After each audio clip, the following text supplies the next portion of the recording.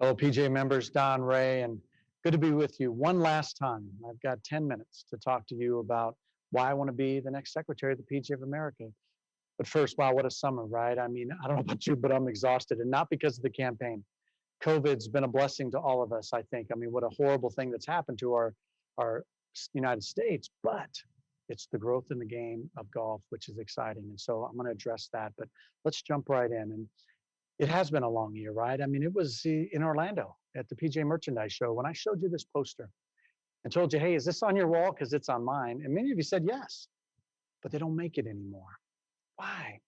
I mean, these are the things that we do at our facilities every day. They should use this in recruitment.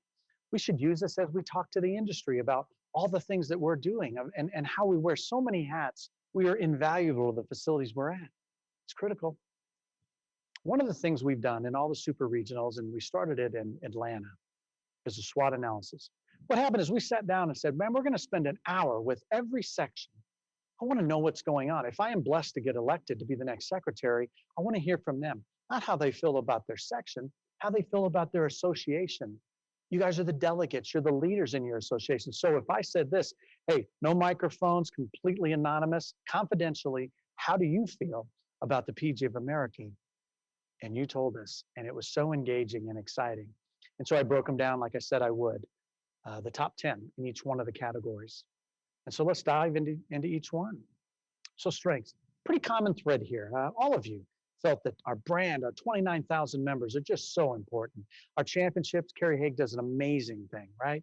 Financial resources, we've got money in the bank. That's always a good thing. It's helped us through this pandemic. PJ Reach is doing amazing things. And PJ.Coach, our members are filling out more profiles every day. PJ Frisco, absolutely a strength. I'm going to talk about that a little bit later in detail. Networking, you said it's a strength. I agree. Knowledge and influence, teaching and playing. These are all our strengths. Completely agree with what you've told me. And our sections are our strengths. Man, might be the most important one, right? How about weaknesses?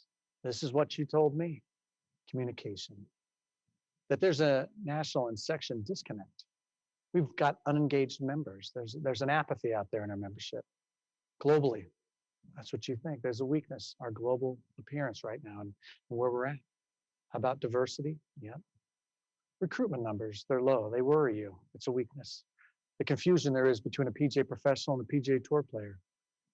There's a top-down approach you feel. Or how are we talking to our employers? Maybe that's a weakness. And then inerrant. We always talk about inerrant. Opportunities, these are excitement, right? These are opportunities.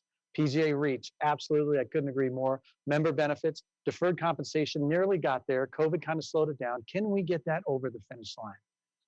But what about other things? What about HSA policies? What about Roth IRAs? What about other insurances? We need to do more for our members. Absolutely an opportunity. The value of the PGA member. Oh my gosh, right now we are building relationships with all these new golfers. There will be a downturn at some point. We all know that. And when you build relationships, you build loyalty. The industry needs to hear this call that the opportunity we have right now is to tell everybody the value of a PGA member. Global, that's an opportunity. PGA Frisco, absolutely. Once again, I've got a whole slide dedicated to that here in a second. Couldn't be more excited about PGA Frisco. Purchasing assets. We bought PGA Junior League. We bought Next Gen Golf. Are there other assets that we could purchase? You've told me that's an opportunity. The surge in golf and the interest in golf because of COVID, that is an opportunity. Recruitment and education, absolutely an opportunity. And technology. And you might say, Don, did you miss executive directors? No, I did not. It's the most important opportunity we have. We have to give them a voice in the room. They have to have a voice because they're an extension of the member themselves. That's an opportunity. What are the threats? We can't control these things, but what should we be worried about? The economy, a pandemic? Absolutely. The tour players that play in our Ryder Cup, we don't control them. Allied associations, the competition from the industry and those competitors we have. But I like what Simon Sinek said in The Infinite Game. They're not competitors, they're rivals. You're all going in the same direction. I'd like us to lead that charge. Global relevance, there are other associations doing a better job than us, PGA associations globally than we are. Interest in our profession, man, that's a threat. Political agendas. Should the PGA get involved in things like that? You told me that's a threat. The work-life balance, I agree. Compensation, absolutely, especially going as post-COVID. Then legislation. The unintended consequences, right? Is golf going to be essential or not? That's a threat. To summarize, let's talk about PGA Frisco. Absolutely, it's a headquarters building, but it is the PGA retail experience. When I bring Karen and Katie, my wife and daughter there, what do I want them to see? What about when I bring a young potential golf professional or my buddies? When the world comes to PGA Frisco, I want them to see the why of PGA of America. This is our campus. This is our home field advantage. And it doesn't stop in the PGA retail experience. It's got to extend to the hotel, the lobby of the hotel rooms themselves. The nation is going to come to PGA Frisco for our national championships. Let's make sure that never again will they confuse us with PGA Tour players. They'll know that the 29,000 grow the game and build relationship. This is critical. Direct-to-consumer relationships, we all know that's very important. There's going to be funnels out there, whether it's Golf Now or teeoff.com. We've just signed a relationship with Supreme Golf. I'd like to understand that business relationship a little bit more. What's going on with the data? What's going on with the rate integrity? What's going on with the remuneration back to PGA golf professionals? Is there a retirement plus component to this? I'd like to be in there as a public golf course operator. Man, this is my wheelhouse.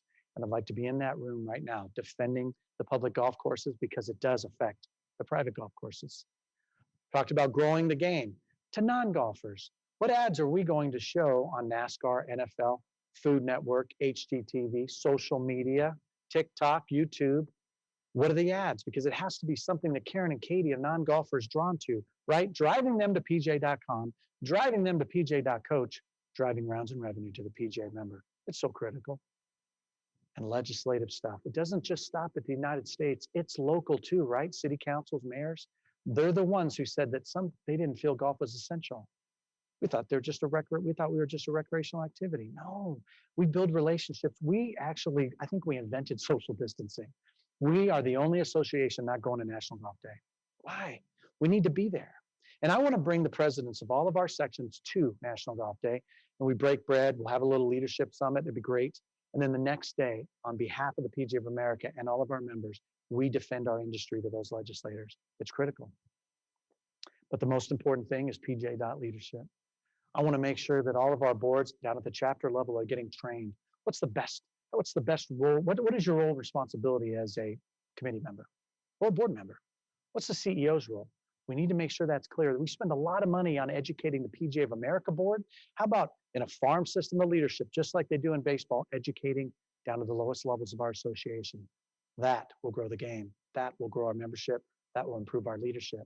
But it doesn't stop there. I'd like to see us spend some money on paying for food, breakfast or lunch, before and after our annual meetings or semi-annual meetings. This is where we bring together our members. This is where we attack apathy. It's so critical. And those EDs have to have a voice. I've told you the why is so important to me. So what is the why? Why you should support me? Why you should give me your vote? Well, I broke them down into 5. Are we a corporation or are we an association? Who works for who? I think the PGA of America should be working for us, but some of our EDs don't feel that way. I want to make sure our EDs have a voice. They're a recommending body. They're a committee. They need to be a recommending body to the PGA Board of Directors. That hasn't happened in the past.